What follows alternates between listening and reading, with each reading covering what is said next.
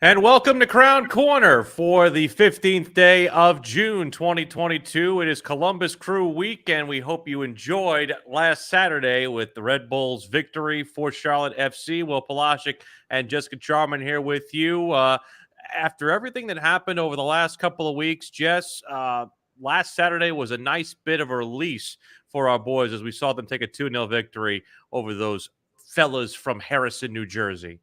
Absolutely. Well, I think it was the performance that we were all dying to see from Charlotte Football Club. There are a little bit of nerves about how would we respond against what should be a very competitive side. It wasn't going to ever be a walk in the park. And I think that it was so important that we had that performance from the team, that motivation from the crowd, just an incredible day at the office for fans, for players, for coach alike. And I think that a lot of people's attitudes now, as we look to the second half, the second part of the season, is a lot more encouraged than it may have been after the shock sacking of Miguel Angel Ramirez. Yeah, this match, more than any, Jess, had a lot more people, and I don't know if it was just my own kind of interpersonal dealings this week or whatever, but I came across more people who were impressed by just the look of the game. And I think the one thing that you and I have repeated on the various places that we've been talking over the course of this week is that it looked freer, it looked more fluid, and it just seemed like there was just a greater sense of purpose to what Charlotte FC was doing, not just when they had the ball, but also when they were trying to win the ball back in the neutral third and deny chances in their own last third. When I look at these things, I like to look at it through the eye of being a former player. And one of the things I was always worried about from a Charlotte Football Club perspective is it often looked like players with their body language looked like they were a bit stressed. They looked like they were a bit under the thumb with how they were going to play. I think that the biggest change I noticed among the players and their body language was that they just looked free. They looked like they were having fun out there. They were able to express themselves. They were able to make their own decisions on the field. I think Ben Bender's goal is the capitalizer of that. You know, we have seen him take an amazing touch after he checks both shoulders. He has the confidence to take a shot. It's a great shot. It does have a deflection. I think it's important to note that the deflection probably beat the goalkeeper. But if you don't shoot, you don't score. And if there's one thing that I think we had been doing throughout the season so far, it was trying to score the perfect goal, trying to score the goal after 40 little ticky-tacky touches, trying to, you know, stick to the way so hard that it ended up being a problem and not even getting in the ball into the final third. I think that we did a really good job of expressing ourselves, and we'll get into the substitutions because I think those were brilliant as well from Latanzio. Our pal Lucha getting in the comments section early. He was excited about the victory and also talked about Mackenzie Gaines, who we'll hear a little bit from here later on. He spoke to the media earlier today and had some very interesting comments about not just the contest, but his relationship with Christian Latanzio. But I felt like, too, this was a very, very important day for the forward line without having Karol Swiderski and Kamil Józwiak to try and prove. It was a proving ground for all those guys in the front three, from Rios to Shinyashiki to Gaines, and if anybody else got in the contest. The fact that I think you saw those front three go unchanged was a credit to how Christian Latanzio felt about how great they were in not only creating chances, but also finding space and beating their one-on-one men.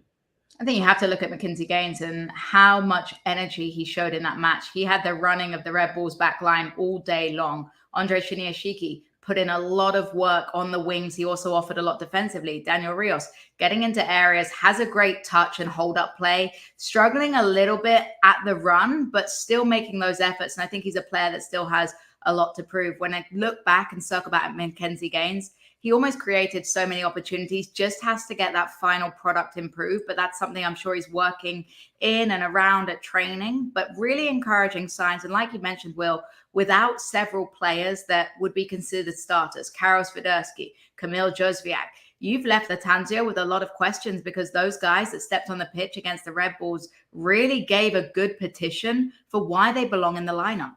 You mentioned Daniel Rios, too. It was his dirty work that we've talked about all season. It was that dirty work in the corner that led to Charlotte FC's insurance marker, which you'll hear right now as we bring you the highlights of a 2-0 victory and a chance for Charlotte FC to really build on something as they get a big victory at the bank.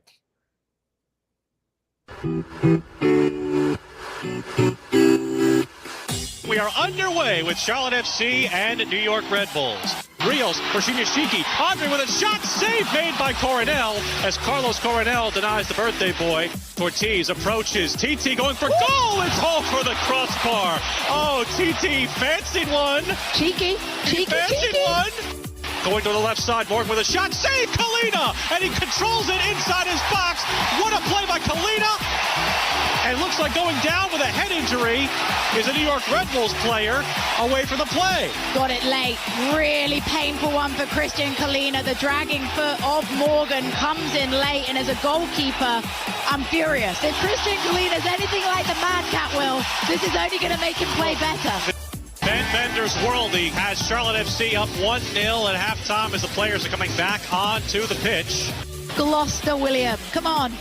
Fletcher on a slide tackle for Carujo. Carujo might have saved the goal, and that's a penalty. No! It's awful! He's got the ball twice! It's terrible, terrible centre refereeing. It's a quick look.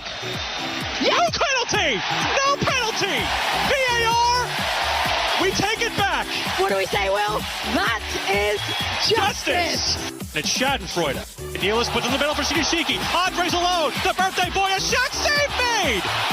And Sergio has it alone. A shot for Rios. He scores!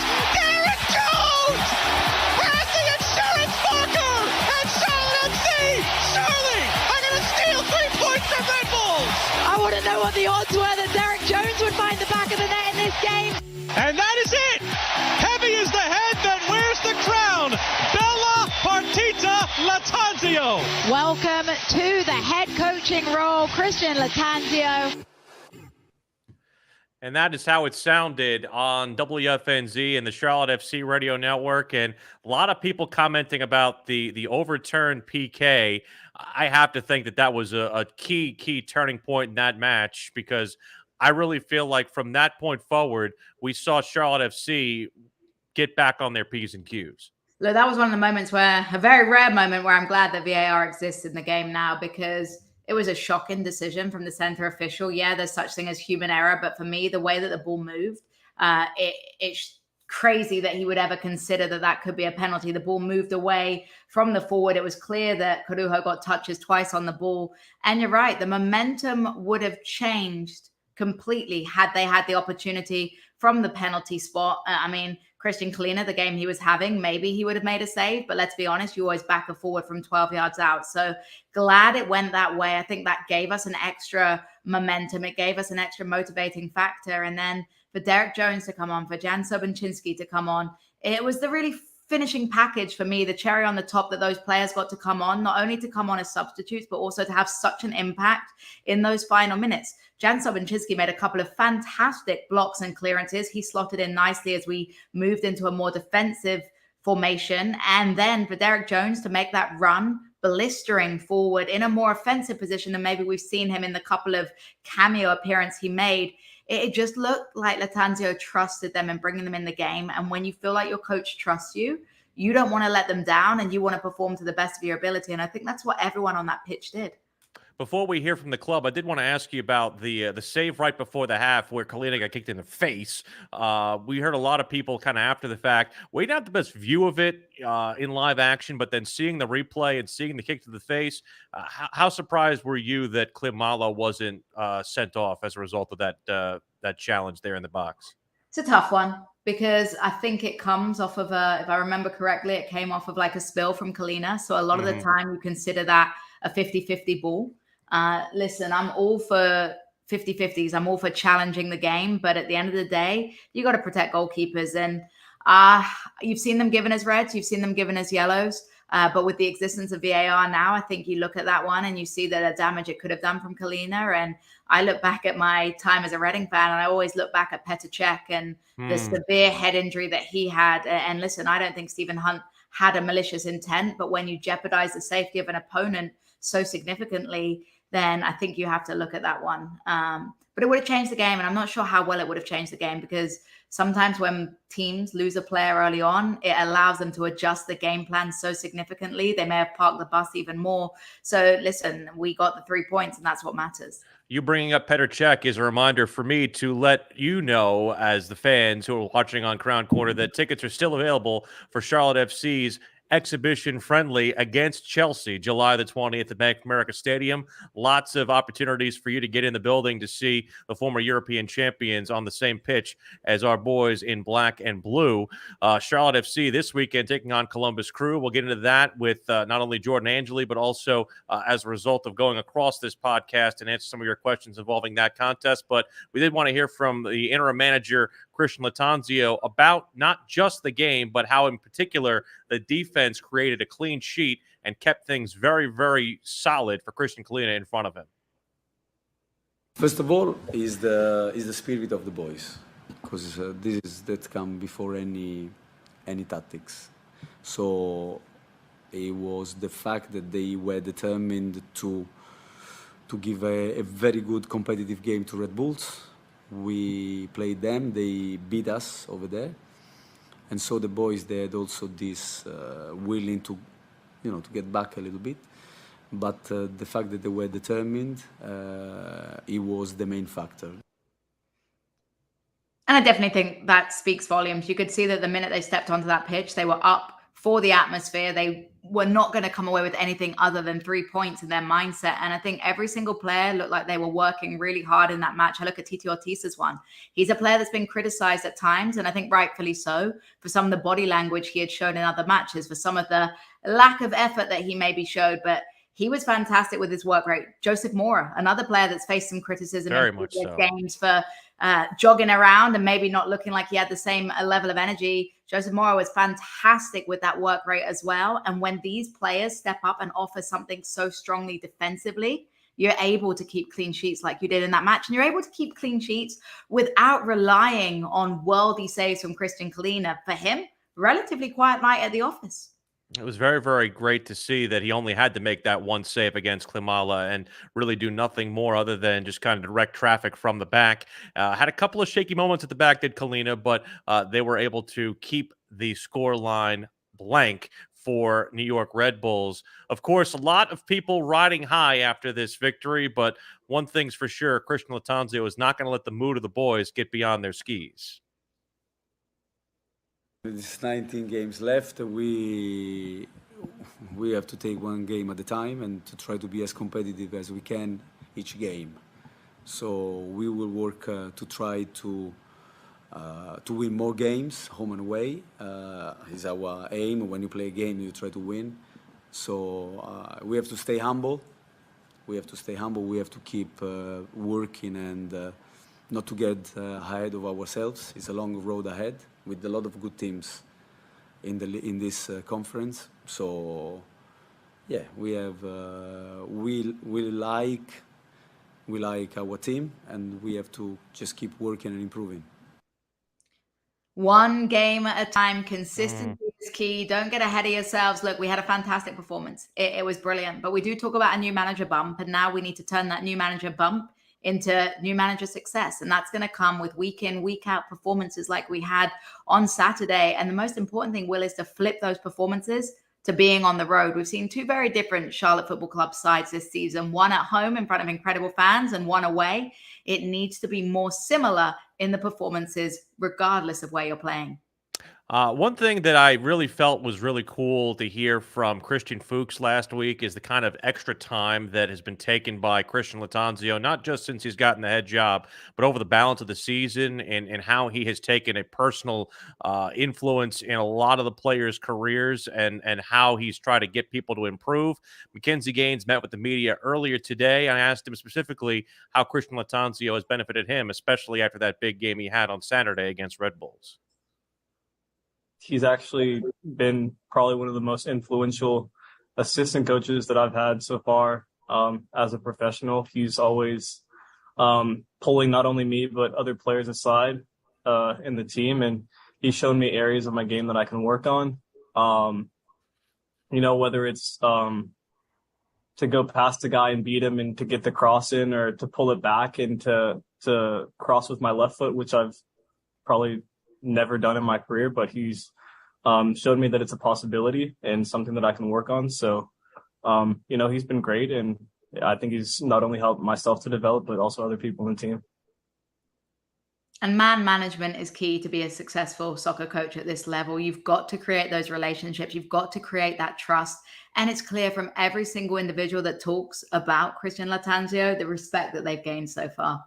Matthew asks about Christian Fuchs, whether he'd be back on the pitch or not. We haven't seen him at training all week, Matthew, so that's not necessarily a full indicator, but I'm not sure about that. That'll certainly be a question that we ask Christian Latanzio when we get the chance to talk to him tomorrow. And he also asked is whether or not it'll work against Kamil Jozwiak and Karol Swiderski not being with the team, and how that will work possibly with them rejoining the team here tomorrow or Friday when they get back into America from their international duty. How do you feel like that affects those two guys, Jess? I think the biggest thing is that it's not a brand new manager that we plucked out of thin air. It's a player that manager that knows these players already. He's been around them the entire season. So I think that that's not as much of an issue as it would have been if we'd have hired from outside in. And I think they're going to be excited as well to get the opportunity to play under a new coach. And they're relatively rested. They're not exhausted from having many, many minutes. So looking forward to seeing them get back into some form of action. Lucha asked about an ETA on Vinny Mello. Vinny was on the road back. He was training with the team, but suffered a setback with that injured foot. And so it's going to be more of a long-term injury on Vinny. So it's very unfortunate to see the under-22 initiative Brazilian take a big setback there. But he's not close right now in terms of getting himself back on the pitch. So we certainly wish Vinny the best of luck trying to get himself back. A guy who got himself back in the lineup for the first time in 2 months, Anton Walks, joins us for this week's Chat Inside the Training Ground. Let's go inside the training ground with Charlotte FC's Anton Walks as he joins us here on Crown Corner. He was actually our first player guest way back when we started doing these podcasts. So, Anton, it's great to have you back, and also it's great to see you on the pitch on Saturday. Thank you so much for joining us. Thank you for having me. It just seemed like watching you guys out there, there was a different mood, a different spirit, a freedom, a fluidity. How do you put into words the way that you guys looked on Saturday against Red Bulls? I feel like, from my perspective, defensively, there's a lot more structure and organization. I think we worked better together. I think there's a bit more communication in there. And we really studied New York's strengths, especially having played them a few weeks prior. They've always had the same identity, more or less, but it's just making sure, we can put out their strengths. And obviously you got the clean sheet. How much does that mean as a back line, particularly with a team that's slotting in players? Obviously you came in for one of your most recent starts. How nice is it to have that consistency and pick up a clean sheet as a back line? It's very important. I think that's one of the things before a game you look at and we will discuss, and that's a main goal of ours. I think you get a clean sheet, you've done your job more or less, and it's definitely something which we want to continue doing. One of the things that we've heard from players is the attention to detail that Christian Latanzio has brought to the table, even going back to his time as an assistant coach. How much can you speak to what he's done for you as a player, whether it's in training, outside of training, video sessions? How much time has he taken with you personally? Personally, I think I've probably had more time than anybody else with him in terms of work and just individual conversations. I think he's a great, person, which is one of the biggest attributes to have in my eyes as a coach. I think that helps make their job easier. And again, he's a top guy, and the details he gives us has only increased with him, being in the main role, and it definitely helped on the weekend. How amazing was it with the fan base this weekend? Obviously, you've played in front of big crowds, your time with Atlanta United. They used to have the attendance record. They don't have it anymore. But how amazing is it being in Bank of America with those great fans behind your back? It's amazing. I think I experienced it briefly against New England when I came on, but to actually start and, experience the whole thing from walking out and standing on the field for the national anthem and stuff like that, it just shows that our support system is crazy. And games like that where, we win and we perform well, it's just something to give back to them. And again, that's a main focus of ours, and hopefully we can, keep them happy. Obviously, Columbus is a team you saw before in the preseason. There was a little bit of bad blood in that contest between you guys in Charleston. You mentioned how seeing New York in recent memory kind of helped you in that one. I know that preseason soccer a little bit different than what you guys obviously do when you lace it up for real. But how important was that contest in Charleston to at least get a little bit of an advanced window and look into what the crew have to bring to the table, especially with what was created during that match? It was just a bit of a reality check. I think against a team like that, they've been fairly successful over the last few years, and it's just a good test to go up against them, even though it's a preseason game.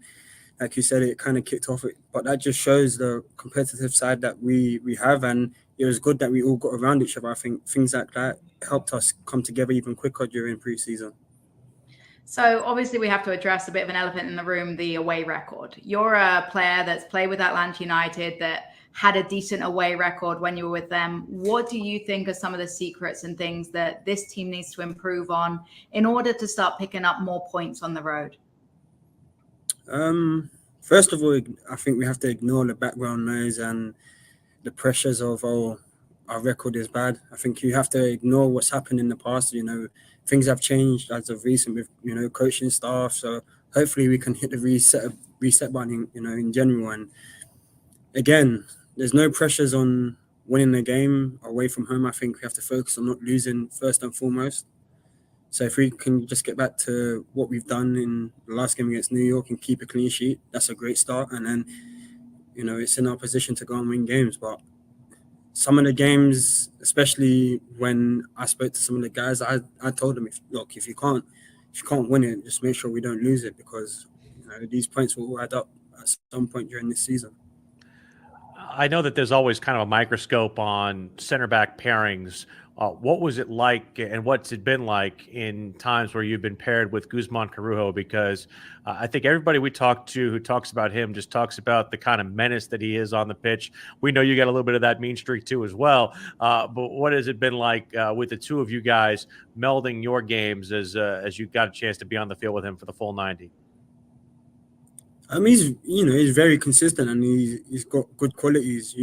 What his game brings, and he always sticks to it, and it works for him. So I think it just makes my life easier, because I know, I got a guy alongside me that is going to do his job. So again, I don't have to worry about too much, just whatever I've got to deal with on my end. And when you've got a partner like that, we're meant to have each other's backs, but when he deals with everything on his end, it just makes life a lot more easier, like I said. A moment that might not have been so easy was the Guzman Corujo successful double challenge that had Will and I going crazy in the booth that the referee somehow pointed to the penalty spot. When the referee went up to take a second look, was there any doubts going through your mind that he might not overrule it and would have given a penalty? No, as soon as he goes to take a look, I know if you get that decision wrong, there's going to be some serious trouble. So I was pretty confident. How do you think he even saw a penalty, though? The ball literally moved away from Guzman. I know, but, he's on the floor, and I've seen things happen before when defenders raise their leg and kind of getting an advantage to trip the player. But I knew already from my angle that if any way he went to VAR and got that decision wrong, then there was going to be a lot of complaining coming afterwards. Not that it was go our way, right? Nice that it went our way. Oh yeah. Of course. And not that it was a turning point because you guys already kind of had, you know, the lead at the time, but how much of that just kind of from that point on, I feel like after that result, New York almost looked dispirited and looked dejected. I don't really feel like they had a consequential touch the rest of the match after that. Yeah, but I think it's more about what we done. I'm not saying it wasn't because of what you guys did. Well, come on, they played well. No, after I'm saying that kind of fired you guys up though a little bit. No, though, yeah, of course. Once you see them get into your box and then you kind of realize, okay, there is a bit of danger here.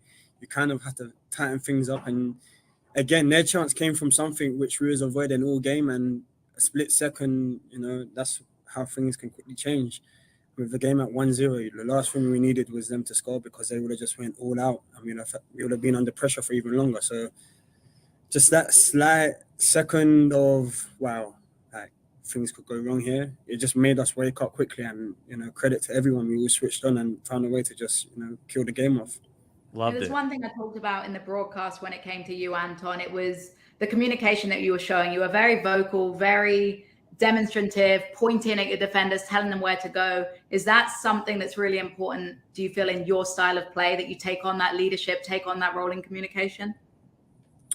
I feel that from what I've experienced and from the guys I've played with, it's made the game easier for us because not everybody is as vocal, and some people kind of feel timid to say things because, you know, I've played with players before where they might take it in the wrong way, but I've got one goal when I'm defending back there, and that's not to concede and for them to stay away from us. So everything I would say is in best of intentions of making sure that we can keep them away from our goal. And everybody takes it on well, and I definitely feel I'm probably one of the most vocal in our squad, and I feel like it helped at times, and I'm glad you guys noticed. So it's my job. Yeah. My job. I do a good job of it. Thank you. I've also noticed that, like you said, it's not just in the it's not just on the pitch, but also in the training. You know, obviously, when you think about Columbus, we talked a lot again about playing on the road and having that experience. From what you're able to at least look at from them on the outside looking in, how do you feel like you're able to best not only defend them but also turn the attack around? Because I feel like, you know, the neutral area probably is going to be a very, very key part of this match coming up here on Saturday. I think, like I said, most importantly, we try and shut them out, and then we've got enough quality to go after them offensively, and we have to have that mindset. We have to manage the game most importantly because, you know, the pressures are already on us, and I'm sure, you know, later on in the week, you're going to hear more and more talk about it. But I feel like from when we played them, you know, we had chances. We could have taken the game, and that's something to be confident about, and we have to make sure we have it on full display on the weekend. Okay, enough about soccer.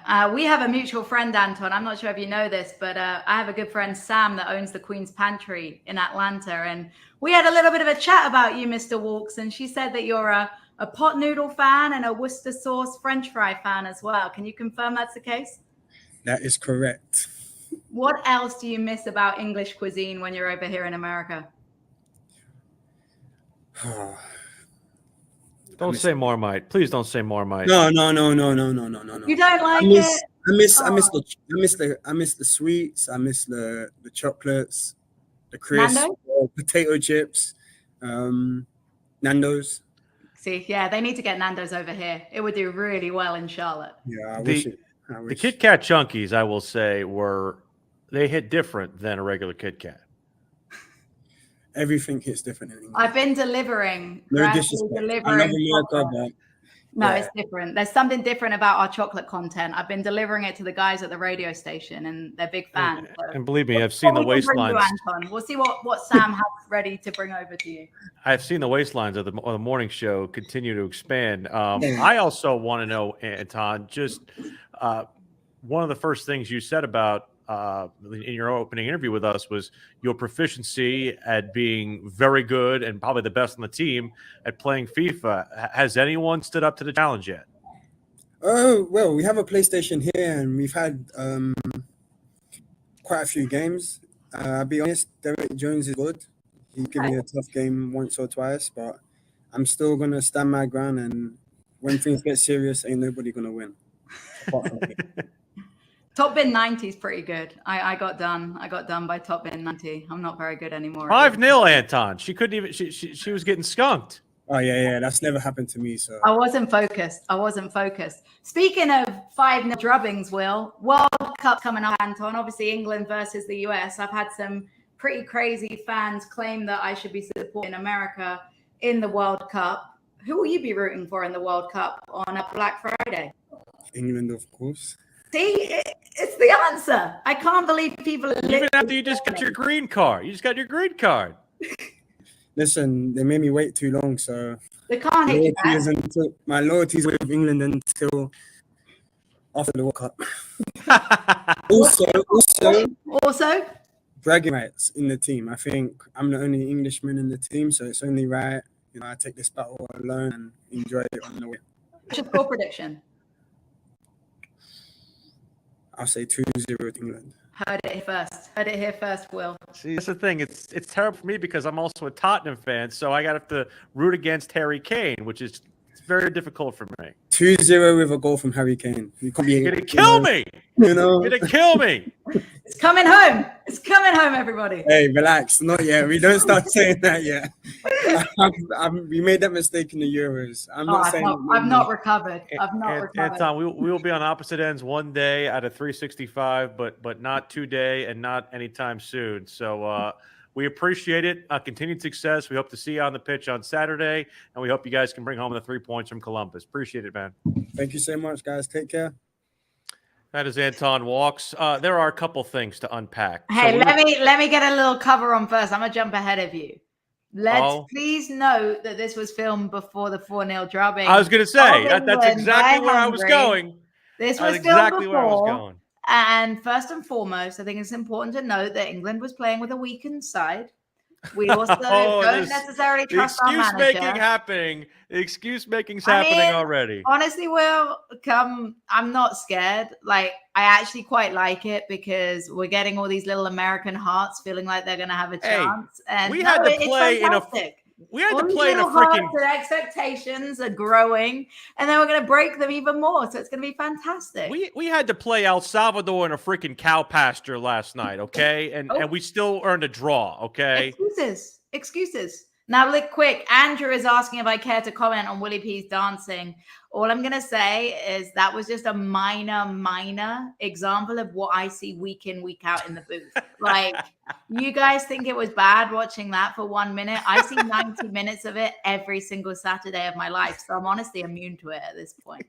It's not got very much. It's not got very much hips or shoulders. I think you need some lessons from a salsa coach. That's funny. It's. I was also 6:20 in the morning when I was out to do that. So being asked to perform that early is something that I'm not used to. Then Matthew says Hungry had a different idea about it going home. That's definitely true. Yeah, the big time talking will come in November, and I'm very much looking forward to keeping a few people quiet. Let's hope England represents Jess's FIFA skills. I don't know how you lose 5-0 in FIFA to top end. That's okay. We'll talk about that another day. That, you got to explain honestly, yourself. My strengths lie in other life skills. Yeah, so. You actually were good in the soccer tennis. You were able to beat them over there. Yeah. And speaking of that, we'll talk a little bit more about that later on in the program. We are organizing a soccer tennis tournament coming up in late July that will be taking place at the WFNZ Doghouse. So we're very much looking forward to unveil that. Details on that to come here with us on Crown Corner. We do want to turn our attention towards Columbus Crew this weekend. We'll talk with the very great television and radio analyst for Columbus Crew as we go on the little bit of the opposition research side with Jordan and Angeli next on Crown Corner. It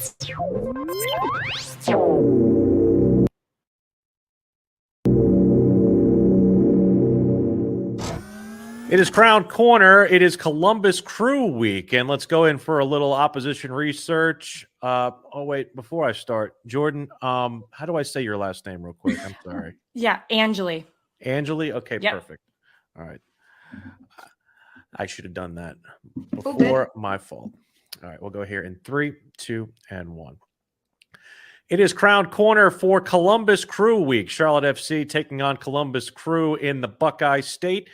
Let's check in with someone who does the TV analysis as well as the radio analysis occasion for the Columbus Crew broadcast. Jordan Angeli, former soccer player in her own right, and she joins us here on Crown Corner. Jordan, it's a pleasure. I know Jess is very happy to have you as well as I am. We certainly hope that you're doing well, and thank you so much for the time.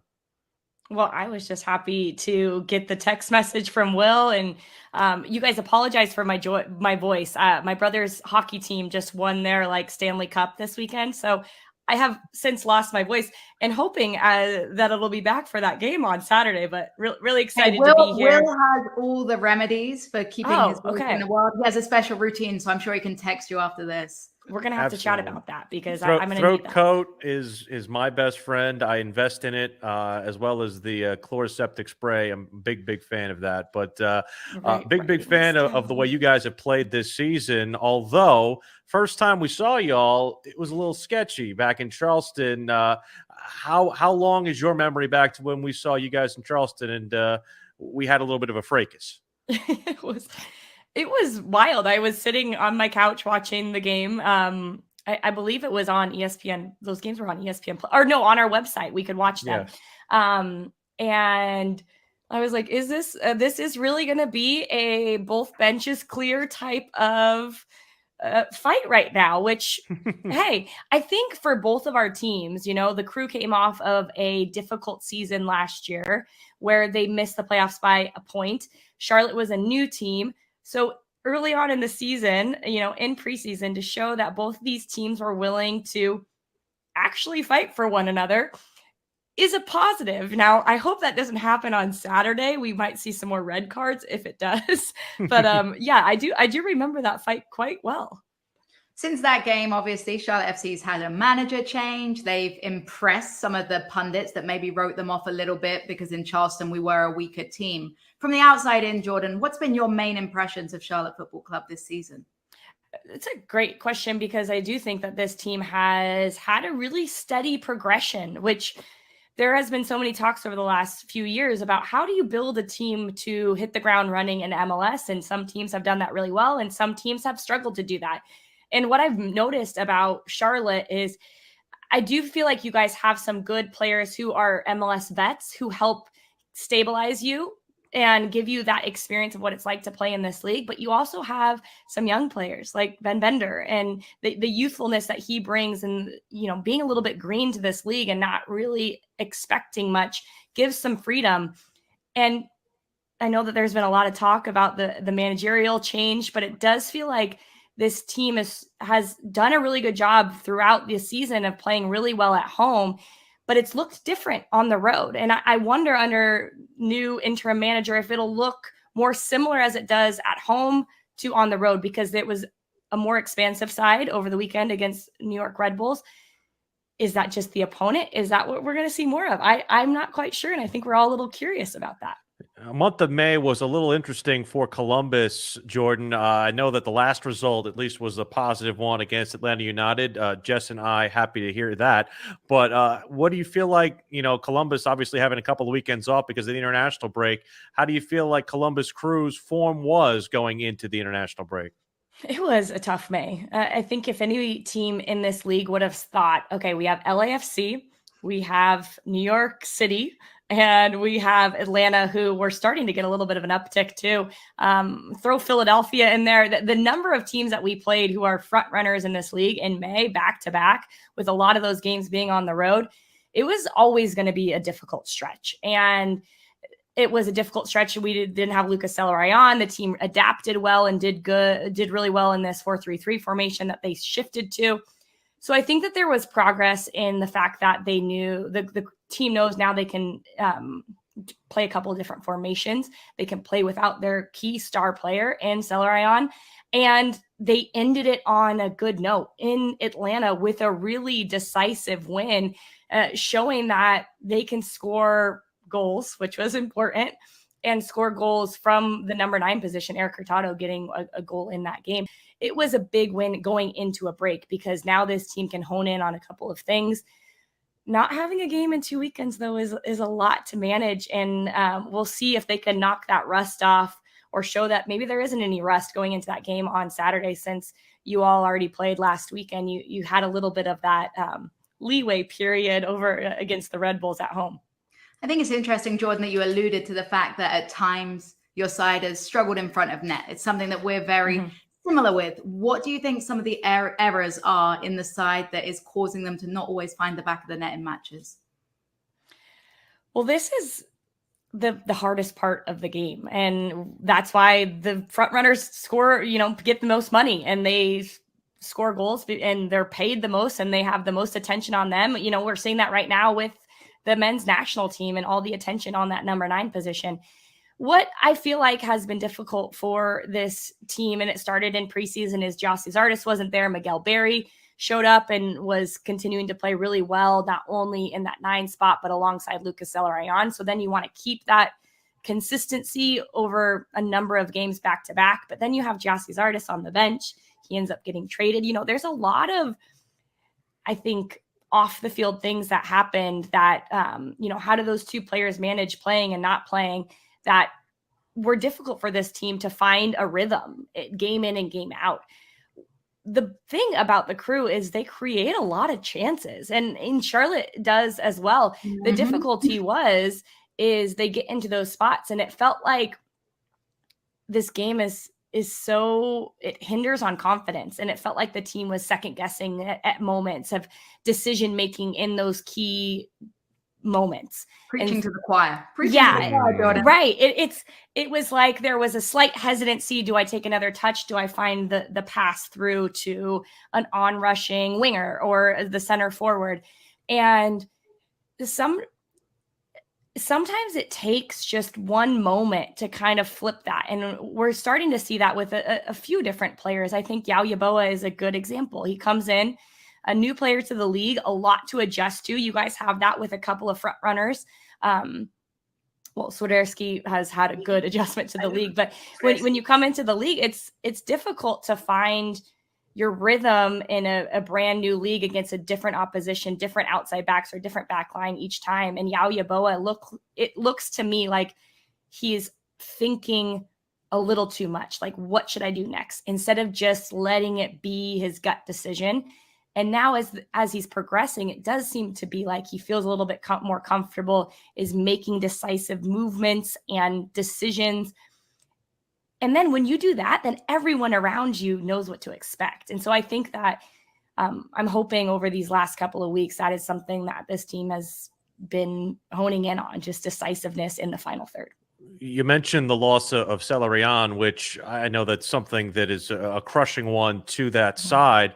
How has Darlington Nagbe's role changed, increased, or even become more important when Zelarayan's absence as you've moved to that 4-3-3?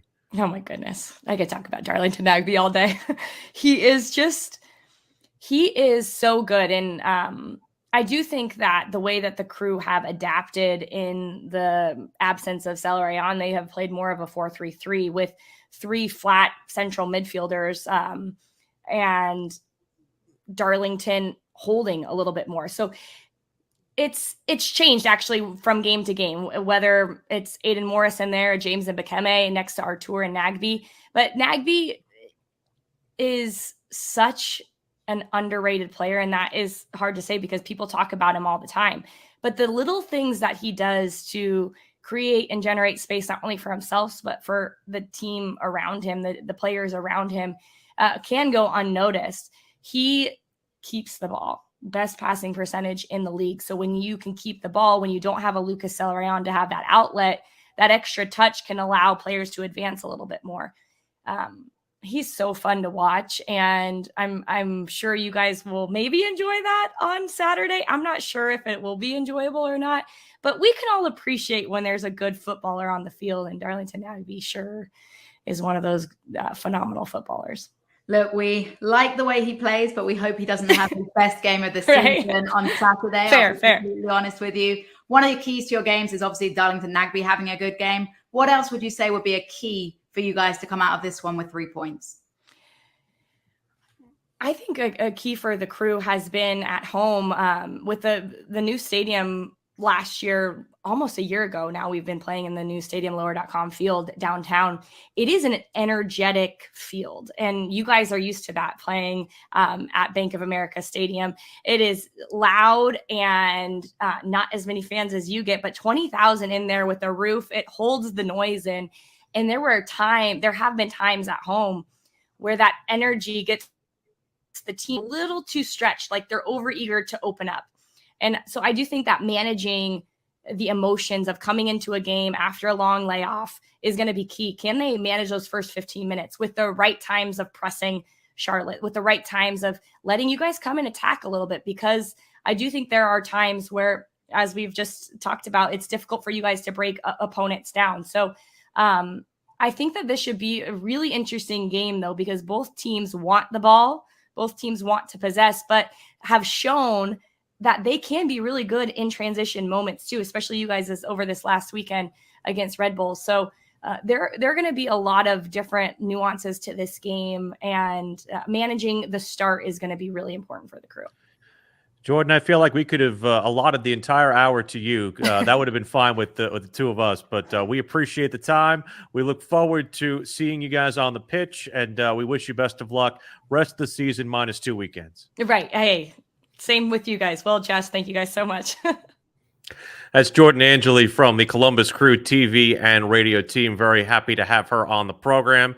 Before we get to our supporter spotlight, our friend Kate has a question about Jess's jersey. I know that's something that you've worn a couple of times, Jess, but it's a great initiative to at least spotlight here as well. Yeah, absolutely. It's a Her Game 2 jersey. It's an initiative that started in England, all about just making the experience for the female soccer fan, the female soccer player, more equal, more enjoyable, safer. You know, I think Charlotte FC has a fantastic environment for women fans, but that's not the case all over the world. So it's just an initiative that supports that, and they're moving it on into America. So get behind it, Her Game 2 USA, and hopefully Charlotte FC will be partnering them in the near future if I can get my way with the powers that be.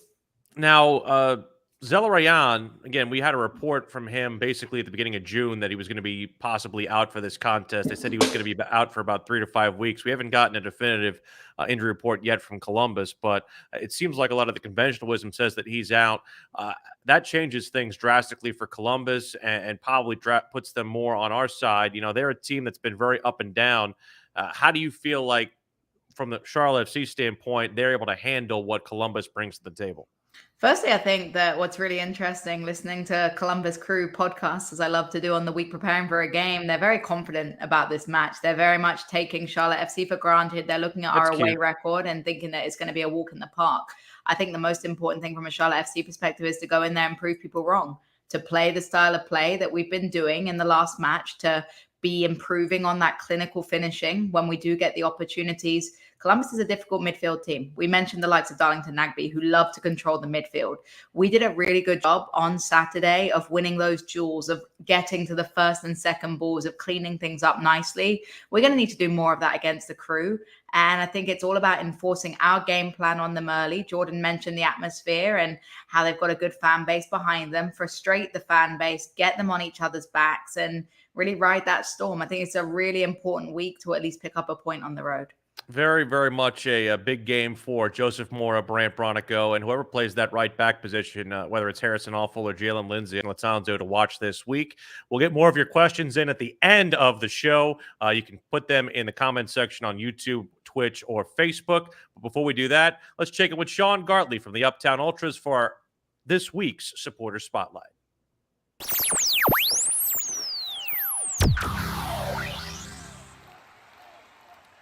Willie P and the Mad Cat here with you as we get you ready for this weekend between Charlotte FC and the Columbus Crew. And our supporter spotlight centers around our friends from the Uptown Ultras, Sean Gartley and Lucas Barnhart, do a fantastic job leading that cavalcade. And Sean Gartley joins us here on Crown Corner. What's going on, Shawnee? How are you, pal? I'm good, Shawnee. Haven't heard that one unless my mom's talking to me. So it's good to get a nice, familiar home base here. So in terms of the way the last couple of weeks have gone, I know a lot has happened, but how great was it to see our boys back on the pitch and see them get a resounding victory against the New York Red Bulls? Kind of feels like a new season started, doesn't it? You know, new formation, new lineup. New method of substitutions. It was awesome to watch. I loved it. That Bender goal kind of came out of nowhere for me at the end of the first half. And you saw his confidence and his awesome celebration he does every single time. And it felt great. It felt great to be back in Bank of America with all my friends, all 30,000 of us. Brilliant turnouts have continued. What do you think the key is to getting people week in, week out, filling up the Bens and turning up at the tailgates? Well, turning the sun down probably help a little bit, but outside of that, I mean, it's the atmosphere that the fans have created, and the product on the field is still there.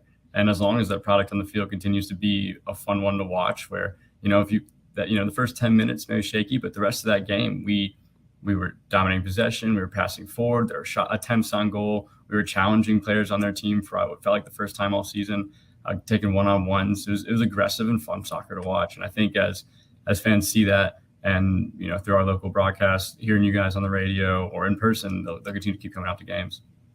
We know that you are definitely a P1 when it comes to not only our radio station, but also our broadcast. So we thank you for your continued patronage there as well. We have also just continued to love the work that the supporters section has done with the TIFOs. And from what I understand, and talking to a couple people on the Supporters Council, this was not just people inside the 5 supporters council groups. This took a real collective effort to bring the Dirty Dancing homage of Ben Bender holding up Queen Charlotte.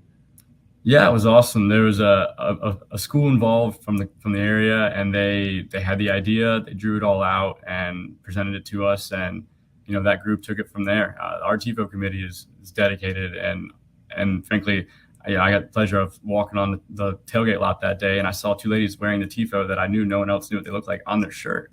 So I stopped them and I was like, "Where'd you get that shirt? That's awesome." And it was their daughters who had helped design it.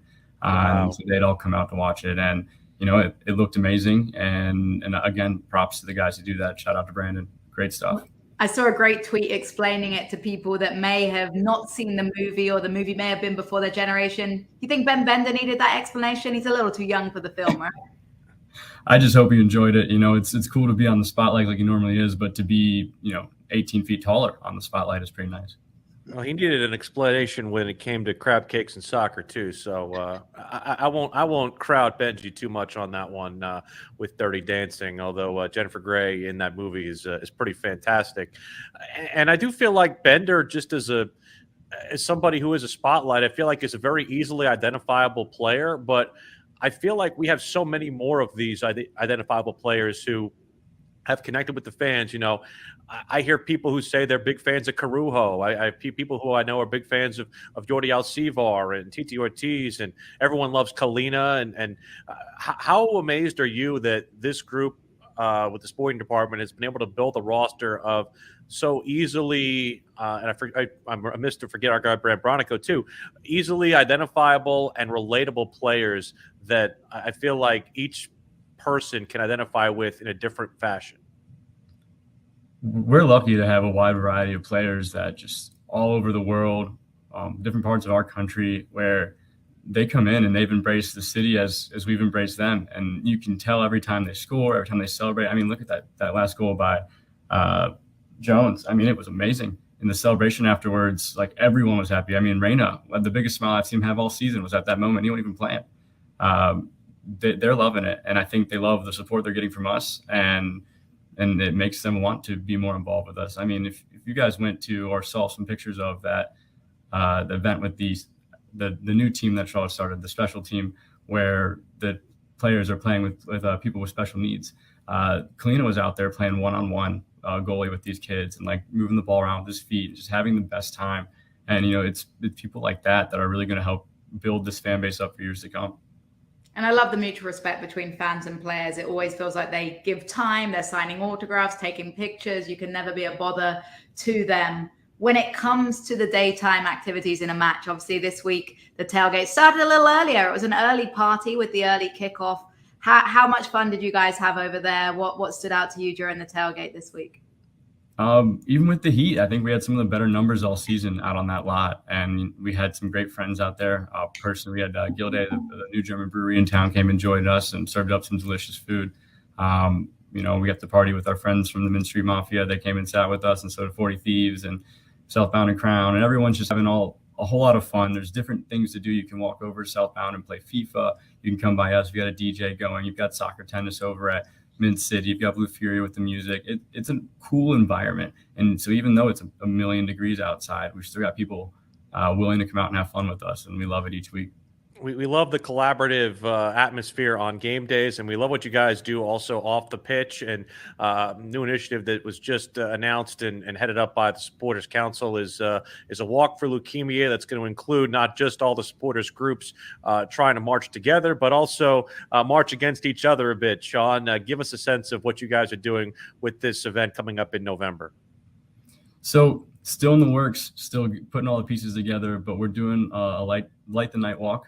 And we're going to have a fundraising initiative to basically, you can tie every individual has their own fundraiser, but you can tie your individual self to a supporters group.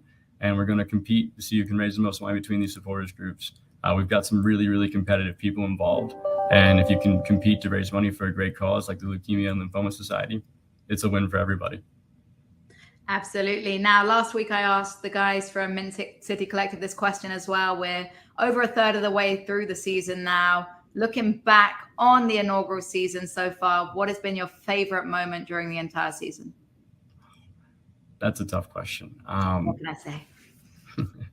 I mean, that first game, I don't think I'll ever forget sitting in. I lucked out, got front row of the right side of the supporters section, was able to see the TIFO go up, able to see the look on the players' faces, just when looking at the crowd. Jalen Lindsay sitting at midfield, staring and just being like, wow. That moment I'll hold for a really long time.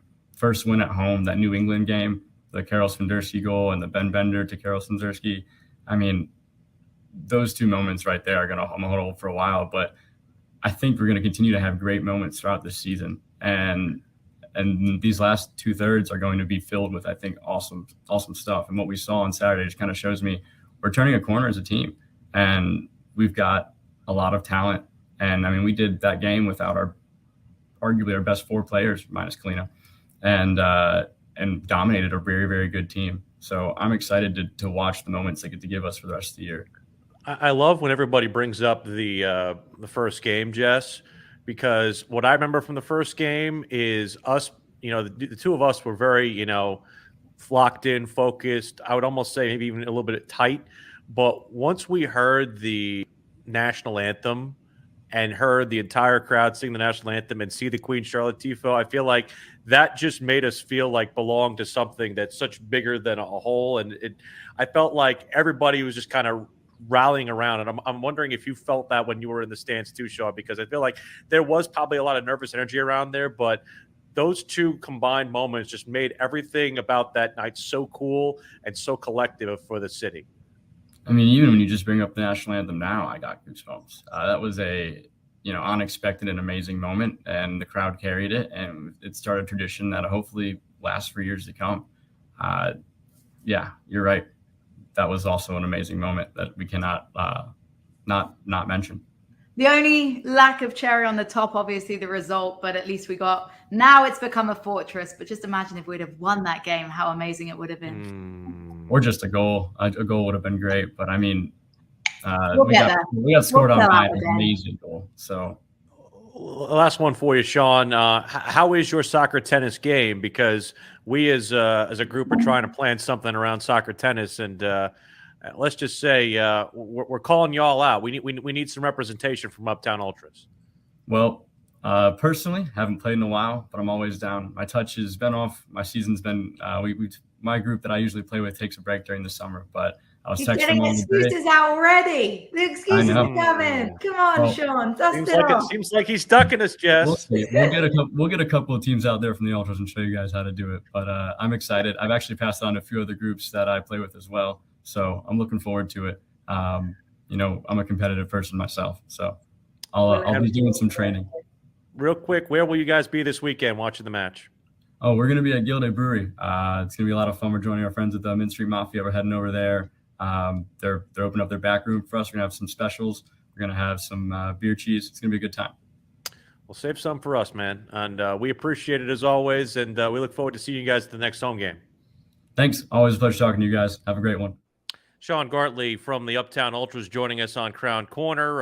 Again, we'll give you more on the footy tennis situation going on later on this summer. Lucha says he's already putting his hat in the ring for Carolina Hooligans. Real quick, did want to get one final question in from Kate. She had a question about the new MLS Apple TV deal. I know that, Jess, there's a lot of people talking a lot of different things about this deal, but I do think it's ultimately good for the league and gives exposure to a lot of people who might not have been able to access the game because of various blackouts and things of that nature from ESPN+. Yeah, and I think what's really big is it's a telltale sign that the league is growing, that Apple believes it's worth that much money. Anytime Apple is a huge brand worldwide is thinking that MLS soccer can sell is huge. It's a great compliment to the league. I know that my family back home are very excited because MLS has always been very difficult to access, and now they're going to have access to all the games as well. Listen, there's a lot of things that are up in the air. I think there's a lot of broadcasters out there that are wondering what their future is going to hold. So fingers crossed those details will be ironed out in the future. But as we say, it's a good thing for the league to have that consistency, to have that money behind it. And hopefully Apple will produce a really amazing product to help the league grow in the future. Yeah, I feel for our friends in the local broadcast community about how their future will go. And I'm sure a lot of that, like Jess said, will be ironed out in the future, but should be also good for local radio and ability for you guys to consume our product well as we go throughout the next couple of seasons. Speaking of the local radio product, you can hear us on WFNZ and the Charlotte FC Radio Network with coverage beginning at 7 o'clock for a 7:30 first kick against Columbus Crew this weekend. Very excited to get ourselves possibly on the road to get a road victory. Let's bring home 3 points, Jess. I'm ready. Let's do it. Hope you guys enjoyed the program. Thanks to Ed Todd Walks. Thanks to Sean Gartley. Thanks to Jordan Angeli. We'll talk to you on the broadcast Saturday. And as always, next week on Crown Corner. For Jess and Matt Hogan, I'm Will. Thank you so much for watching Crown Corner.